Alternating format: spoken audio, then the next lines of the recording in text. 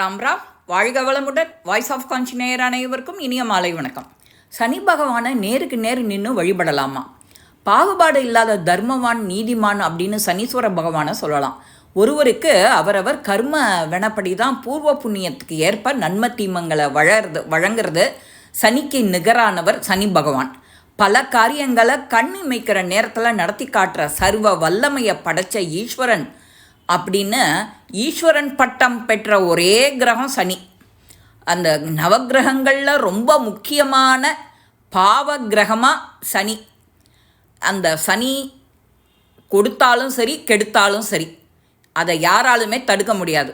அப்படிப்பட்ட அந்த சனி பகவானோட பார்வையை சக்தியை நம்மால் தாங்கிக்க முடியாது. அதனால தான் சனி பகவானை நேருக்கு நேர் நின்று வழிபடக்கூடாது. கோயில்களில் 2 பக்கங்களை நின்று தான் வழிபடணும்.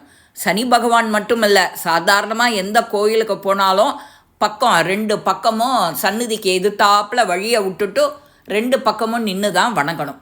சனி பகவான் மட்டும் இல்லை, அதை ஞாபகம் வச்சுக்கணும். தெய்வ சக்திக்கு நேருக்கு நேர் எதிர்கொள்கிற சக்தி நந்தி, கருடாழ்வார், சிம்ம வாகனம் போன்ற தெய்வங்களுக்கு மட்டும்தான் இருக்குது. நவகிரகங்களில் ஒவ்வொரு கிரகத்துக்கும் அதனோட இருப்பிடம், சேர்க்கை, பார்வை இதெல்லாத்தையும் பொறுத்து விதவிதமான பலன்கள் எல்லாருக்கும் அமையும். அது ஸ்தான பலம், சம்யோக பலம், திருஷ்டி பலம் அப்படின்னு சொல்கிறதும் உண்டு. சனிக்கிழமைகளில் விரதம் இருக்கிறது, சுதர்சன வழிபாடு சனி பகவானுக்கு ரொம்ப பிடிச்சது. அதனால் இந்த வழிபாட்டை மேற்கொண்டாலே சனி பார்வையில் இருந்து தப்பலாம். சனிக்கிழமை விரதம் இருக்கிறவா பூசம், அனுஷம், இந்த மாதிரி உத்திரட்டாதி நட்சத்திர தினங்களில் ஏதாவது ஒன்று இருந்தால் ரொம்ப நல்லது. அது அன்னைக்கு சனி பகவானுக்கு விரதத்தை தொடங்கி 21 சனிக்கிழமை இந்த மாதிரி விரதத்தை மேற்கொள்ளணும். இயற்கையிலேயே அசுப கிரகம் சனி. 3, 7, 10 இந்த மாதிரி பார்வையெல்லாம் இருந்ததுன்னா அசுப பலன் தான் நிறையா. சனீஸ்வரரை நேருக்கு நேர ஏன் தவிர்க்கிறான்னு ஒரு புராண கதை. நவகிரகங்களையும் தன்னோட கட்டுப்பாட்டில் வேலைக்காரர்களாக வச்சு கொடுமைப்படுத்திட்டு வந்தான் ஒரு இலங்கை வேந்தன் ராவணன். இவன் சூரியன், சந்திரன், செவ்வாய் முதலான 9 கிரகங்களையும் தன்னோட சிம்மாசனத்தின் மேலே அமைக்கப்பட்ட படிக்கட்டுகளில் படுக்க வச்சு அவளோட மார்பில் காலை வச்சு மிதிச்சுண்டு ஏறுறான். ஒரு தரமும் அரியணை ஏறும்போது இறங்கும்போதும் இந்த வழக்கம் அவனுக்கு. இதுக்காக தான் நவகிரகங்கள் 9 ஒவ்வொரு படிகளில் வரிசையாக மேல் நோக்கி படுக்க வைக்கப்பட்டிருக்கு. அதனால் சனி கிரகம் மட்டும்தான் தன்னோட பார்வைப்பட்டா கெடுதல் விளையுங்கிறதுனால மேல் நோக்கி பார்க்காம கீழ் நோக்கி குப்புறப்படுத்துன்ருக்கு. ராவணனோட கொடுமைக்கு முடிவு கட்ட நினச்ச இந்த நாரதர் ராவணனோட சபைக்கு வரார். அங்கே ராவணன் நவகிரகங்களை தன்னோட கால்களால் மிதிச்சுண்டே ஏறுறதையும் பார்க்குறார். அப்போது ராவணன்கிட்ட நாரதர், உன்னோட கட்டளைகளை மதித்து இந்த நவகிரகங்கள் அனைத்தும் உன்னை மேல் நோக்கி படுக்க வச்சிருக்கா, ஆனால் சனி கிரகம் மட்டும் உன்னை அவமதிக்கிற வகையில் கீழ் நோக்கி படுத்துட்டு இருக்கு பார்த்தியா அப்படின்னு கேட்க, ராவணனும் சனி கிரகத்தை மேல் நோக்கி படுக்க சொல்கிறான்.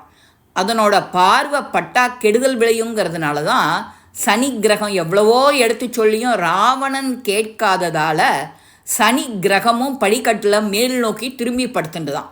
ராவணன் தன்னோட கால்களால் சனி கிரகத்தை மார்பில் மிதித்து ஏறும்போது சனி கிரகத்தோட குரூரமான பார்வை ராவணன் மீது விழுந்துடுத்து. அப்போதுலேருந்து ராவணனுக்கு 7 ஆரம்பிச்சது. சில காலங்களில் ராமனால் வீழ்த்தப்பட்டு மடிகிறான். நாரதரும் தான் வந்த வேலை முடிஞ்சுடுத்தோன்னு எண்ணி மகிழ்ச்சியோடு அங்கேருந்து புறப்படுறார். புராணத்தில் மட்டும்தானா சனியினோட பார்வை நமக்கு விழாமல் இருக்கிறது சிறந்ததுன்னு நாம் அறிகிறோம். சனிக்கிழமை தோறும் நவகிரகம் நம்மளை பார்த்துடுன்னு தீபம் ஏற்றுறோம், நல்லெண்ணெய் தீபம் ஏற்றுறோம், கோவிலுக்கு போகிறோம், 9 பிரதட்சணம் பண்ணுறோம், 12 பிரதட்சணம் பண்ணுவோம்.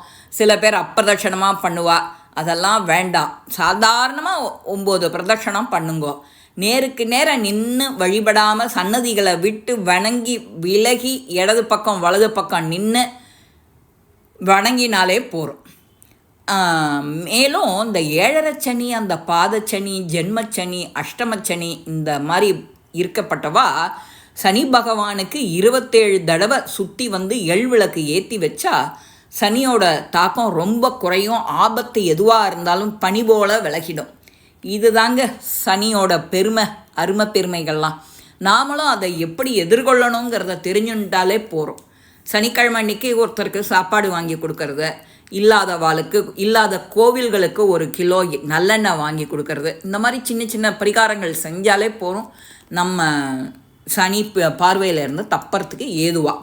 இந்த பதிவு உங்கள் எல்லாருக்குமே பிடிச்சிருக்கோம். லைக் பண்ணுங்க, ஷேர் பண்ணுங்க, பெல் பட்டனை கிளிக் பண்ணுங்க, சப்ஸ்கிரைப் பண்ணுங்க, கமெண்ட்ஸ் பாக்ஸில் கமெண்ட்ஸ் போடுங்க. ஸ்ரீ மகாபெரிவா திருவடிகளே சரணம். நல்லதே நடக்கும். ஆனந்தமாக இருப்போம் நண்பர்களே. வாழ்க வளமுடன்.